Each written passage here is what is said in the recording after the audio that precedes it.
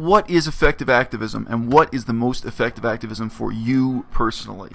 I've raised this question again and again on my channel, and I tried to start a discussion about the nature of animal sanctuaries specifically when I had a conversation with a guy named Jay Costley. As you can still hear, most of that podcast is on this channel as a series of videos. Jay has a background working in zoos, so he had a very interesting perspective on semi-domesticated animals, wild animals being raised in captivity, the ethics of how zoos operate, etc., etc. And I think there were a lot of interesting ethical questions about what is the difference between an animal sanctuary and a petting zoo. But on a broader, deeper level, we all have to ask ourselves as individuals, what is the best use of our time and money if we're trying to make the world a better place, if we are fundamentally concerned about ethics, ecology, animal rights, the promotion of veganism in the 21st century. And I really sincerely think that different people are going to come to different conclusions, depending partly on the advantages and disadvantages they have in life. Full disclosure, I did spend a very memorable part of my childhood on a farm and seeing the conditions on other farms, not just the farm I was living on. And I spent a brief but very memorable part of my adult life also on farms. I have seen farm conditions in Laos and Cambodia. I have not yet visited a farm here in mainland China. That could be coming up. That could be coming up in the future.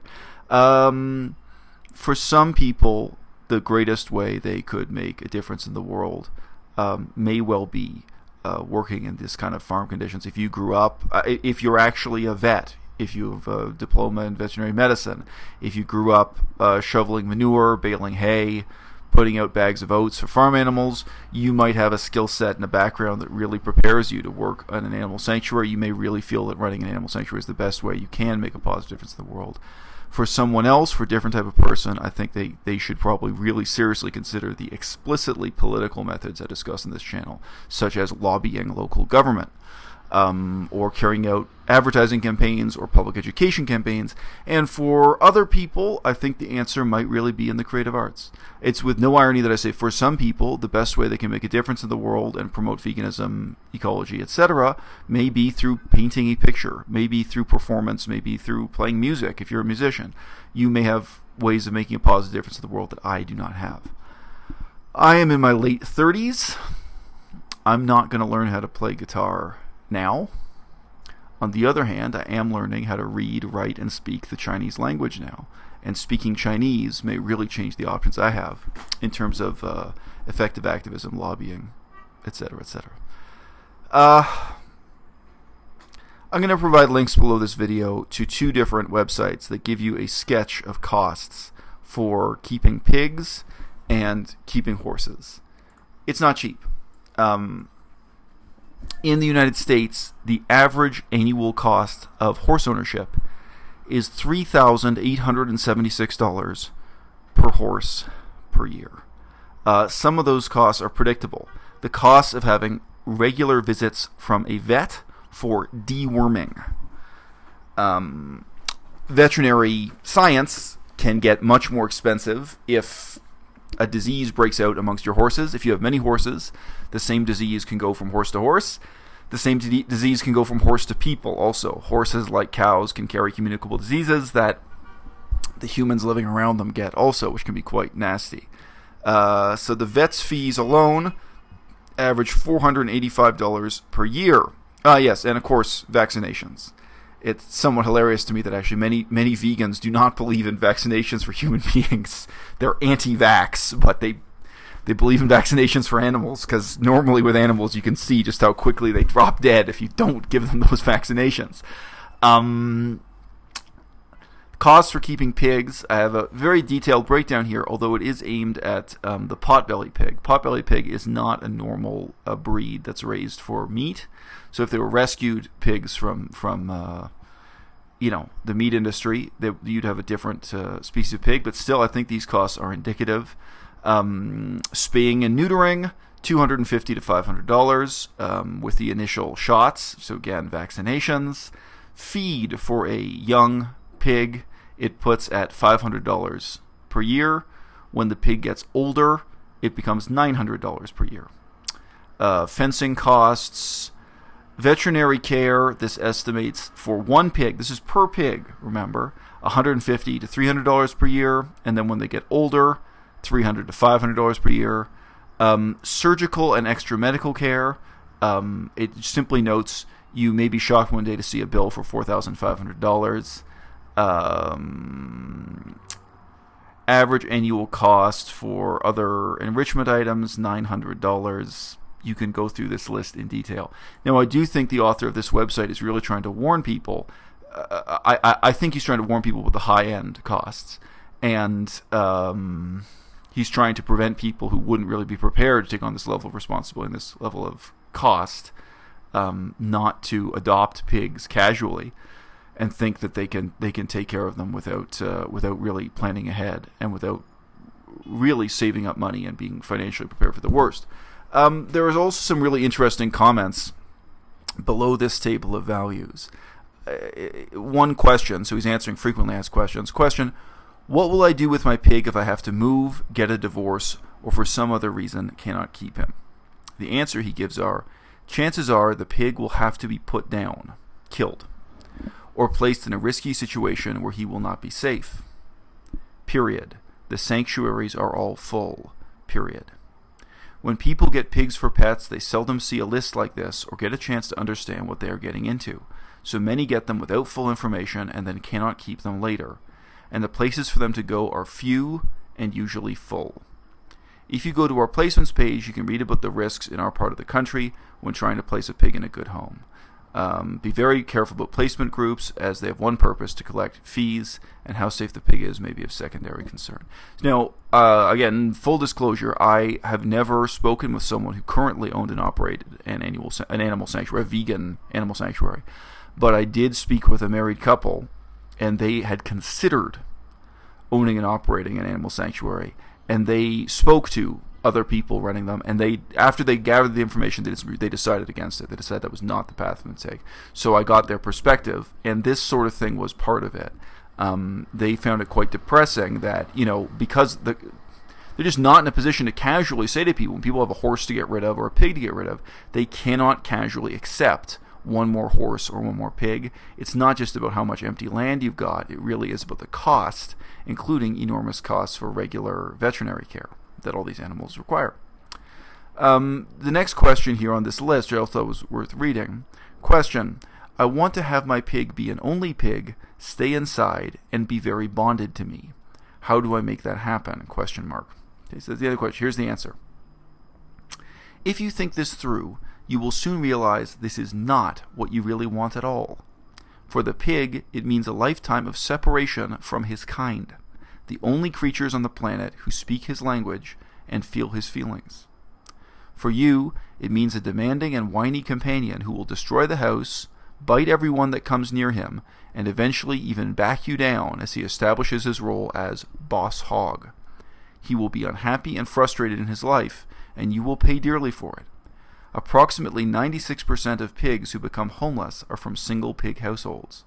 What starts with a tiny, cute, and agreeable piglet ends tragically with a 180-pound pig with long hooves and tusks that no one can trim until he is crippled and dies, or he attacks the wrong person and is killed. Pigs frequently attack toddlers and older family members. Why blame the pig? ? He is simply angry at being held captive in the prison you created. Think about what your wants mean for the pig. It is all bad news. So this is fascinating because this website is fundamentally supportive of the idea of keeping pigs as pets, specifically potbelly pigs. But this man is really aware that, I was going to say the dehumanizing effect, but we're not talking humans here. That it is in some sense extremely denigrating for a pig to be deprived of the company of its own species, for a pig to live in such extremely unnatural conditions just for the entertainment of human beings, unlike pigs living in a pack of other pigs, being able to socialize with other pigs to some extent, etc., etc. So, all of this raises the question of, to what extent would an animal sanctuary treat pigs like household pets, or treat horses like household pets? these animals can live for many, many years, especially if you are getting them multiple visits from vets every year. All of these injections and shots and treatments again and again. And then when they get into old age, he talks about the pigs becoming arthritic, developing arthritis, and needing special food and special medical care as they get on in life. So you can extend their lives much, much longer than they would survive in the wild. And I think that most vegans, if they donate to an animal sanctuary, that is what they are assuming. And I think most of these people also are assuming a very small plot of land where pigs and horses live in small pens, which really resembles a farm or a petting zoo and not wild conditions at all. Now, you can tell me if you are more or less horrified by this. What if you had a very large plot of land, only fenced on 3 sides, that backs onto a forest, onto a dense forest? And there are wolves in that forest, and there are bears in that forest. And let's say there are vultures. Let's throw in some vultures, some carrion-feeding birds like falcons and vultures or what have you, okay? And you say, you know what, if people donate their horses to live here, we have enough space for the horses to run around, and we don't castrate the horses, we don't spay or neuter the horses, and we don't give them any shots, we don't give them any veterinary care. They get to run around, they don't get dewormed, they don't get their hooves trimmed, and you know what, sooner or later, they get sick or they die, and the wolves come and tear them to pieces, and all that's left is a pile of bones. That would be a very different model of a sanctuary. In some sense, that might not be a sanctuary at all. You might be horrified. But I think those horses would have, for a few years, an experience of a life that is really pretty natural to horses. Now, I could say the same about pigs. I could repeat the same thing. What if instead of having human beings come and tie the pig down and repeatedly cut the tusks so the tusks can't grow out naturally, cut the hooves, repeatedly treat these pigs, and again, instead of castrating the pigs, there's a very fundamental difference in the pig's behavior and nature and what have you. What if you're letting these pigs actually revert to living like wild boars, and you're not providing them with this kind of intensive veterinary care, supervision, etc., and you're also not regulating their sex lives? I mean, I don't know if you've been on a farm, but when 2 horses decide to mate, everybody on the farm knows about it. When 2 minks decide to mate on a mink farm, everybody knows about it. Human beings who run farms or who run petting zoos are very much involved in the disgusting details of how the animals make love, poo, reproduce. Those are all decisions that human beings are involved in, which as a vegan I'm not comfortable with. I think, you say you're liberating these animals, but actually they're just going on to a very different kind of oppression where human beings are controlling every aspect of their lives. They're being fed by human hands, and the animals are going to try to reproduce with each other, and then what? Are the human beings going to prevent that? Are they going to prevent it chemically or through castration or, no matter which way you look at it, whether it's horses or pigs or wild dogs, it's gross. And the grossness is worth reflecting on, because one of the reasons why many of us became vegan in the first place was we took a look at the meat and dairy industry and said, this is gross.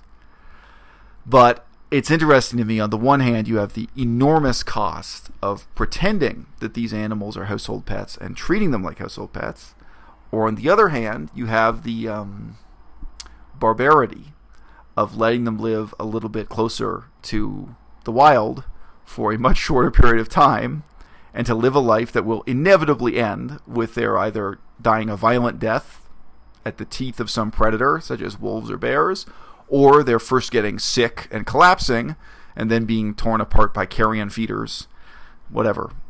If you got vultures out where you are, vultures come and pick the bones apart.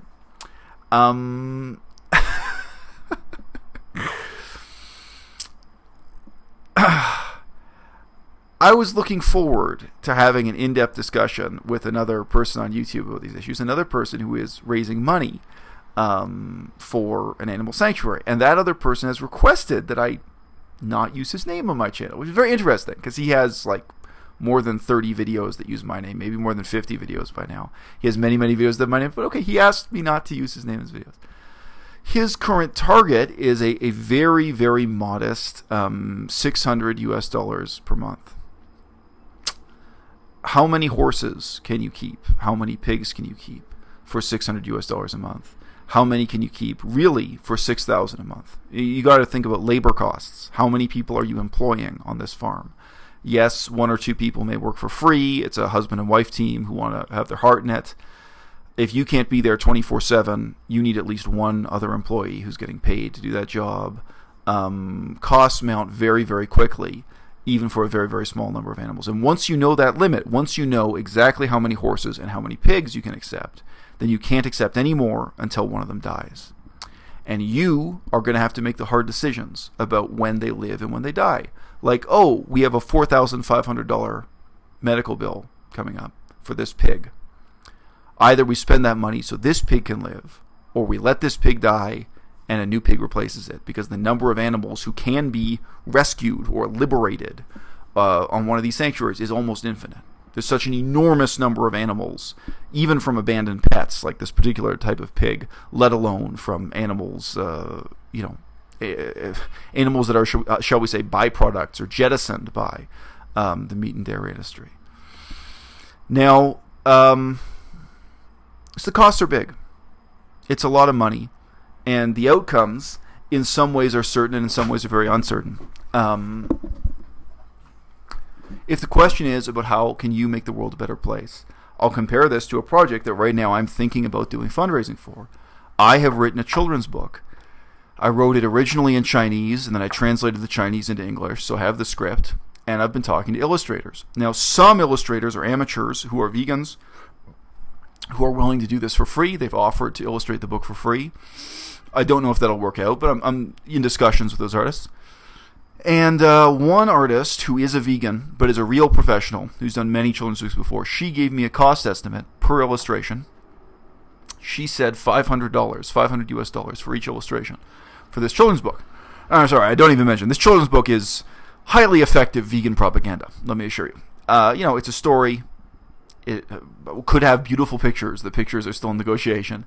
But this is communicating the moral and the message of this story. It has everything to do with veganism, has everything to do with the surreal nature of the meat and dairy industry that's all around us, that's invisible and unthought of, and that, without being gross, introduces children and their parents to this fundamental consideration about the ethics of where our food comes from and the lives the animals are living at all times unseen in a world where there are only concrete floors and steel shed roofs over their heads, and where that's the only world they know from the day they're born to the day they die. The professional artist, the real pro out of the bunch, she gave me a cost estimate of $500 up front for each illustration. Now, that is a very low price for someone like her. She is a vegan, and I believe she was giving me that low price, because she supports the cause. It's her charitable price. 20 illustrations. Not hard to do the math. It's a lot of money. It's real money. Talking about many thousands of dollars. But you're talking about a one-time cost. If I could raise the thousands of dollars, pay the artist, publish the book, that book could have positive outcomes in the real world for decades. Some children's books stay around for 30 years. Curious George is still selling. And of course, if you want to, you can put it on the internet for free as a PDF. If you want to, you can put it through publishing websites. And you can also publish it on paper. In this case, the book is in both Chinese and English, so potentially it could be reaching people in Hong Kong and Taiwan and Canada and England. It could have all kinds of positive effects. For myself personally, for my daughter, I'm divorced, but I have a young daughter. It could have positive effects in my life, and it could be something where throughout your life as an activist, you can point back to it again and it's a little positive difference you made in the world. And for families, vegan families raising kids, it could be something really positive.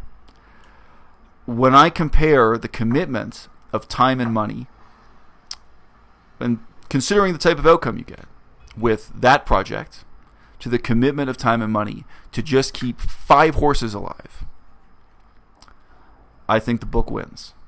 And it wins for me, given who I am. I do have some experience with farming. It's not worth describing here. I do have some experience with shoveling animal manure, with the flies, with the mosquitoes, with bales of hay, with bags of animal feed. Don't kid yourself. It smells bad. It's sweaty, hard work, and the animals don't thank you for it. They don't. They're not. You don't make them happy by shoveling their poo. You really don't.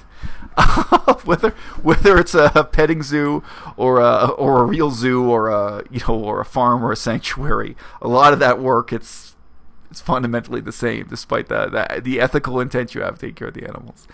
And the animals get sick, and there has to be quarantine. There are all these complications, and animals break their legs. And then your question is, are you going to shoot them through the head, or are you going to try some very time-consuming, expensive method of saving them once they've got a leg broken? With an animal like a horse with a broken leg, very tough to deal with, very harrowing. All these gross, terrible things. Given my background, given who I am, I can tell you I am not the guy to run an animal sanctuary. And even if I were just the donor, if I were giving money between those two projects, I think it's a very tough call to support the animal sanctuary. Now, beyond that, we can talk about the efficacy of real politics. Wherever you are in the world, people are watching this in all different countries, in all different political systems. Ask yourself, does your government like money? How about a 25% tax on leather shoes? If you want to sweeten the deal, you could reduce the taxes on non-leather shoes by 10%. Government is still making more money, right? If there's one thing politicians like to do, it's give themselves a raise. It would send a profound signal through the whole social system that leather is obsolete if we had a 25% tax on leather shoes and a 10% discount on non-leather shoes. There was a time, certainly a couple hundred years ago, when there was no substitute for leather, when many, many objects were made of leather and there was no other real material available. Those days are over.